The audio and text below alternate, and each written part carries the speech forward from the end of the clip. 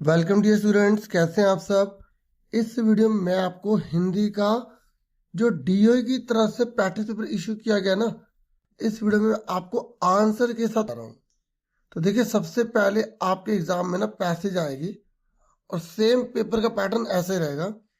तो यहाँ पर आप पैसेज पढ़ेंगे तो फिर उसके बाद आंसर करेंगे। तो मैं यहाँ पे पैसेज पढ़ रहा हूँ, ध्यान सुनिएगा। ये कह रहा है, आज भी निशा समुद्र के किनारे भाग भाग कर आती जाती लहरों के साथ शंख और सिपिया बीन रही थी। ठीक है, समझ में आ गया। निशा क्या कर रही थी? समुद्र के किनारे भाग भाग कर आती जाती लहरों के साथ जो शंख और सिपिया आ रही थी ना, उन्हें बीन रही थी वो। आगे है, कभी कोई लहर जब किसी मछली को भी वहां छोड़ जाती तो निशा उसे उठाकर वापस पानी में फेंक देती। देखो निशा कितनी दयालु थी ना, है ना। उसका तड़पना उससे देखा नहीं जाता था। यही क्रम बहुत देर से जारी था। समझ आई क्या कर रही थी वो? अब धूप काफी तेज हो गई थी। दादी जी दूर बैठी निशा की ये भाग दौड़ देख रही थी। जब उन्होंने देखा कि निशा वापस आने का नाम ही नहीं ले रही, तो उन्होंने उठते हुए उसे आवाज दी, निशा बेटे चलो, बहुत देर हो रही है। निशा पर अभी भी उनकी आवाज का कोई असर नहीं हुआ था और वह पहले की तरह भागते हुए कभी कुछ उठाती तो कभी लहरों के साथ खेलते हुए दूर चली जाती। दादी जी ने पास जाकर उसका हाथ पकड़ा और जबरदस्ती खींचती हुई गाड़ी की ओर बढ़ी। ठीक है, निशा बहुत देर हो चुकी है, तुम्हारी माँ इंतजार कर रही होगी, फिर वह गुस्सा करेंगी। तो क्या हुआ? निशा ने मुंह फुलाकर कहा। फिर दादी जी ने प्यार से उसका कंधा थपथपाया। सागर कहीं भागा थोड़ी जा रहा है, अगले इतवार को फिर आएंगे। निशा का मन अभी भी कहीं दूर सागर में डूबा था। तो हमने अच्छे से पढ़ लिया। देखिए, अब पहला क्वेश्चन है ये कि निशा मछलियों को वापस पानी में क्यों फेंक देती थी। तो आप बताइए क्यों? क्योंकि उनका तड़पना उसे देखा नहीं जाता था। ठीक है, देखो अगर हम पैसे सही से पढ़ते हैं ना, तो हम सारे आंसर दे सकते हैं। ये कह रहा है कथन और कारण बताइए। ये कह रहा है निशा का मन समुद्र की लहरों और खेलों में पूरी तरह उब चुका था। ये बात सही है गलत है? बोलोगे गलत है। ये कह रहा है उसे समुद्र तट की सुंदरता और प्रकृति के साथ समय बिताना बहुत पसंद था। ये बात सही है। तो जब कथन गलत हो, कारण सही हो, तो हम आंसर सेकंड पे टिक कर देंगे। ठीक है, तो इसका आंसर क्या है? यहाँ पर सेकंड आ गया। फिर यहाँ पर नेक्स्ट है, ये कह रहा है गद्यांश के अनुसार निशा के व्यक्तित्व में कौन सी विशेषता झलकती है, बताओ। निशा की क्या खास बात आपको लगी? तो बताओ, वो प्रेम करने वाली है प्रकृति से, या दया जीव पर रखने वाली है, या जीवों पर हिंसा करने वाली है, मतलब उन्हें मारती है, ये बिंदी लगेगी, या सागर से नफरत करती है। तो ये दोनों बातें ठीक लिखी है ना। तो इसलिए इसका आंसर जो है ना, पता कौन सा होगा? पहले वाला, क्योंकि इसमें दो बातें जो पहली दूसरी सही लिखी है। फिर कह रहे गद्यांश के अनुसार निशा के गुस्सा करने के क्या कारण थे।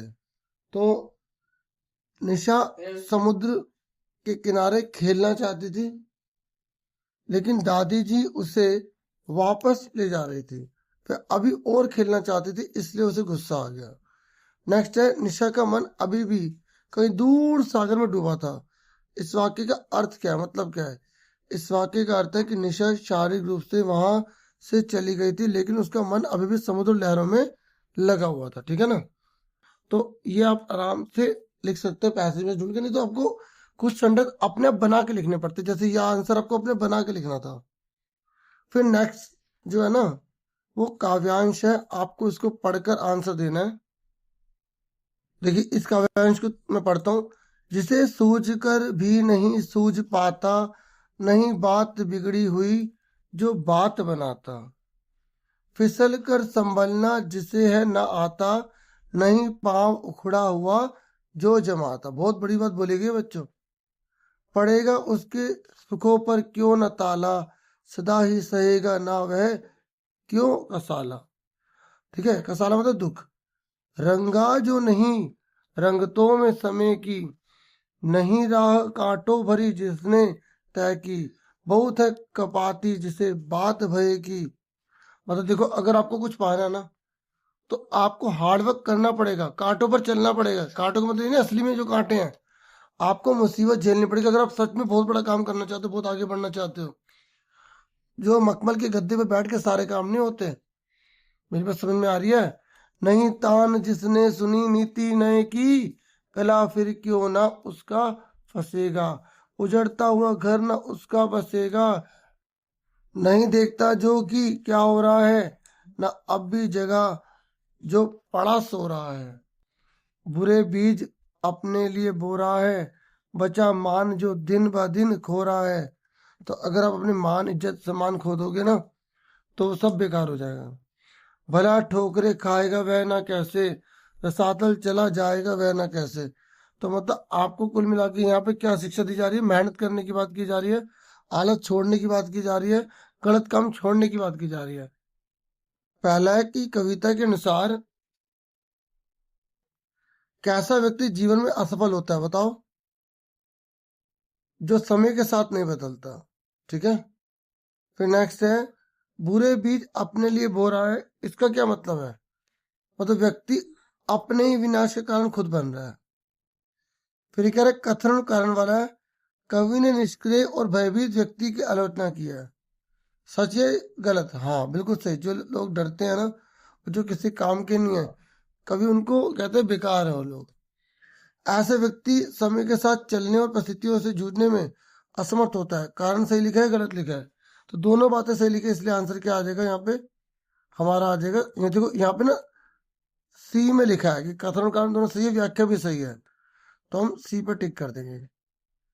फिर कह रहे कवि ने जागरूकता और कर्मशीलता क्यों आवश्यक बताया है?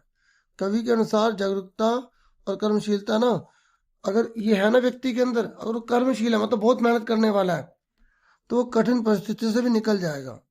और ऐसे व्यक्ति को सफलता मिलती है जो बहुत मेहनत करते हैं, कठिन परिश्रम करते हैं। अब आप जैसे बच्चों इतनी मेहनत कर रहे हो, इतनी अच्छी वीडियोस वगैरह देख रहे हो, ठीक है, और आप आगे बढ़ोगे बढ़ोगे, आप इतनी मेहनत जो कर रहे हो। और माफी चाहूंगा, गला बहुत जरा खराब है, आवाज आपको काफी चीज लग रही होगी। ये कह रहे सुख और दुख के बीच क्या संबंध है? जो व्यक्ति परिश्रम नहीं करता वह दुख भोगता है, और सुख प्राप्त करने वाले के लिए संघर्ष और मेहनत जरूरी है। अगर आपको सुख चाहिए ना, तो मेहनत तो करनी ही पड़ेगी, बिना मेहनत के कुछ नहीं मिलेगा। अब देखिए आपकी व्यावहारिक यहाँ व्याकरण है, देखिए ये सारे क्वेश्चन है। तो तीसरे नंबर पर ना आपके एग्जाम में आप देख रहे हैं यहाँ पर उपसर्ग और प्रत्यय से संबंधित क्वेश्चन आए हैं। और फिर चौथे नंबर पर समास, पांचवें नंबर पर अर्थ के आधार पर वाक्य के भेद हैं, तो और छठे नंबर पर अलंकार है। देखो मैं ये चाहूंगा कि आप इसके आंसर पहले खुद बताएं, फिर मैच करें। ठीक है, वीडियो को पीछे रोककर अपने आप आंसर करना। अब यहाँ पे तो आंसर के साथ है ना, तो ये कह रहे हैं निर उपसर्ग से युक्त एक शब्द लिखिए। देखो निर से आपको एक शब्द बनाना है, तो निर्मल बना दिया, निर्लज बना दिया। ऐसा शब्द बनाना है जिसमें उपसर्ग निर लगा हो। फिर ये कह रहा है प्रयोगशाला शब्द में उपसर्ग बताओ। प्रयोगशाला में उपसर्ग कौन सा है? प्र है।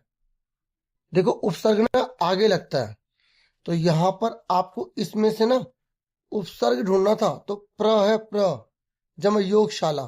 देखो अगर कभी समझ में आए ना उपसर्ग कैसे अलग करते हैं, तो आप देखो मूल शब्द कौन सा है, तो जो मूल शब्द है ना, अगर उसके आगे जो भी लगा हुआ है ना वो उपसर्ग होता है, और जो पीछे लगता है ना वो होता है प्रत्यय। अगर यहाँ पे प्रत्यय पूछता ना तो शाला हो जाता। ये कह रहा है जहरीला शब्द में निहित प्रत्यय बताइए। बताइए कौन सा प्रत्यय है? तो देखो बड़ी की मात्रा और ला है ना, तो ईला हो गया। फिर कह रहा आवट प्रत्यय से शब्द बनाइए, तो घबराहट हो गया। फिर कह रहे कड़वाहट में आपको मूल शब्द बताना है। मूल शब्द जिससे बहुत सारे शब्द बन जाते हैं, जिसमें प्रत्यय उपसर्ग लगते हैं ना, उसे बोलते हैं मूल शब्द, तो कड़वा आ जाएगा। ठीक है, उसके बाद नेक्स्ट है समास। तो समास के भेद आपने अच्छे से कर लिए होंगे। तो यहाँ पर बोल रहे देश के लिए भक्ति, समास विग्रह के लिए समस्त पद। अब इसको इकट्ठा करना है, तो देश के लिए भक्ति क्या होगा? देशभक्ति। आप बता सकते हो कि ये कौन सा समास है? मेरे बताने से पहले वीडियो में जो कमेंट बॉक्स है उसमें बताना चाहिए, बता सकते हो। अब तो मैं बता रहा हूँ, जहां पे के लिए लग जाता है ना, ठीक है, जैसे जहां पे कारक लग जाते हैं वहां पे तत्पुरुष समास होता है। ठीक है, जैसे रसोई घर, रसोई के लिए घर, पाठशाला, पढ़ने की शाला, विद्यार्थी, विद्या का अर्थी, ये सारे के सारे तत्पुरुष समास हैं जहां पे कारक लग जाते हैं, कारक। ठीक है, अब ये कह रहे प्रतिभा शब्द में समास बताइए, तो आगे प्रति लग गया ना, जब वाक्य में प्रति लग जाए, आ लग जाए, यथा लग जाए, तो पता वो कौन समास होता है? अव्ययभाव समास होता है। फिर कह रहे काला पानी में समास बताइए। देखिए यहां काला पानी में आपसे समास पूछ रहा है, पता है बहुत आसान है। अगर पहला वाला हिस्सा दूसरे वाले की विशेषता बताना, पानी कैसा है? काला है। नील गगन, गगन कैसा? नीला है। तो जो पहले वाला अक्षर है ना, अगर वो दूसरे वाले की विशेषता बता रहा है तो उसे कर्मधारय समास कहते हैं। ठीक है, ठीक है। अगर इसमें समास पूछेगा ना तो पहले गिनती आ रही है तो ये द्विगु समास है, द्विगु गिनती वाला। ठीक है, और तो यहाँ पर नवरत्न बताओ कौन सा यहाँ पे समास है? तो यहाँ पर द्विगु समास है। कौन सा है? द्विगु समास। जब गिनती आ रहा था ना पहला अक्षर, तो द्विगु समास होता है। फिर कह रहे बहुब्रीहि समास का उदाहरण दीजिए। देखो बहुब्रीहि का मतलब होता है जब दो शब्द तीसरे के बारे में बताते हैं। नीलकंठ, नीला है कंठ जिसका, अर्थात शिव जी। पीताम्बर, पीले कपड़े हैं, अर्थात विष्णु जी। ठीक है, लंबोदर, लंबा उदर है जिसका, अर्थात गणेश जी। तो जब दो शब्द तीसरे के बारे में बताएंगे ना, उसे बहुब्रीहि समास कहेंगे। क्लियर हो गया? देखिए पांचवा क्वेश्चन है अर्थ की जिससे वाक्य का भेद है। ये कह रहा है आपको 5 में से 4 करने हैं। पहला है शायद तुमने ठोकर मारकर जूता फाड़ लिया। ये कह रहा है प्रश्नवाचक वाक्य बनाओ। तो प्रश्नवाचक में क्वेश्चन मार्क लगाना होता है। तो क्या तुमने ठोकर मारकर जूता फाड़ लिया, इस तरीके से। फिर ये कह रहा है कलिंगपोंग का रास्ता खुला नहीं था। ये कह उसके बाद घा है वाक्य झूरी बैलों को देखकर स्नेह से गदगद हो गया। इसने बोला निषेधवाचक बनाओ, तो इसमें नहीं लगा देंगे। झूरी बैलों को देखकर स्नेह से गदगद नहीं हुआ। फिर ये कह रहा है जब दोहरी मार पड़ेगी तो भाग खड़ा होगा। ठीक है, मतलब जब मार पड़ेगी ना तो भाग जाएगा। तो अब ये कौन सा वाक्य है? तो आप बोलोगे ये जो है ना सिंपल है, विधानवाचक वाक्य है। कौन सा है? विधानवाचक, विधानवाचक। ठीक है, देखिए छठे नंबर पे अलंकार है, और यहाँ बोला कि जन्मभूमि में है सकल सुख सुषमा समवेत। तो पहला अक्षर सा सा सा आ रहा है ना, जब पहला अक्षर सेम आता है उसे अनुप्रास अलंकार कहते हैं। इधर पूरी हुई लालसा माँ की देख, लाल सा लाल, तो जब ये सात से लग जाता है ना तो उपमा अलंकार होता है। ये कह रहा तरनी तनुजा तट तमाल, यहाँ पे ता ता ता ता आ रहा है ना, तो अनुप्रास अलंकार है। ये कह रहा बरस रहा बादलों से जल, फिर भी हृदय मेरा जल रहा। तो यहाँ पर देखो दो शब्द है, दोनों के मतलब अलग है। एक ये वाला जल, एक ये वाला जल। ये पानी वाला जल है, ये जलने वाला जल है। तो जब दो शब्द है दोनों का मतलब अलग हो, यमक अलंकार होता है। फिर स्वर्ण को ढूंढत फिरत कवि व्याभिचारी चोर। तो जहाँ रूप गुण दशा में अभेद हो जाता है ना, वहाँ रूपक अलंकार होता है। फिर तो देखो, देखिए खंड घा है, इसको सोल्व नहीं किया गया, लेकिन जो खंड घा में जो इम्पोर्टेंट टॉपिक रह सकते हैं वो मैं आपसे यहाँ पर डिस्कस करूंगा। लेकिन ये जो डीओ की तरफ से प्रैक्टिस पेपर इशू किया गया, आप ये भी एक बार देख लो क्या क्या कैसे कैसे कौन कौन से क्वेश्चन आए। सेम पेपर का पैटर्न ये रहेगा, 8वें नंबर पर क्वेश्चन ऐसे आएंगे, लेकिन ये सेम नहीं आते हैं ना, कुछ आ सकते हैं। 9वें नंबर पर काव्यांश है। ठीक है, इसको सॉल्व नहीं हुआ तो आप कहीं से भी देख सकते हैं, ऐसी कोई दिक्कत नहीं है। ठीक है, और अच्छे से करना। और यहाँ पर ये सारे देख लो कैसे कैसे क्वेश्चन है। अभी जो खंड घा है ना, यहाँ पर जो क्वेश्चन आया,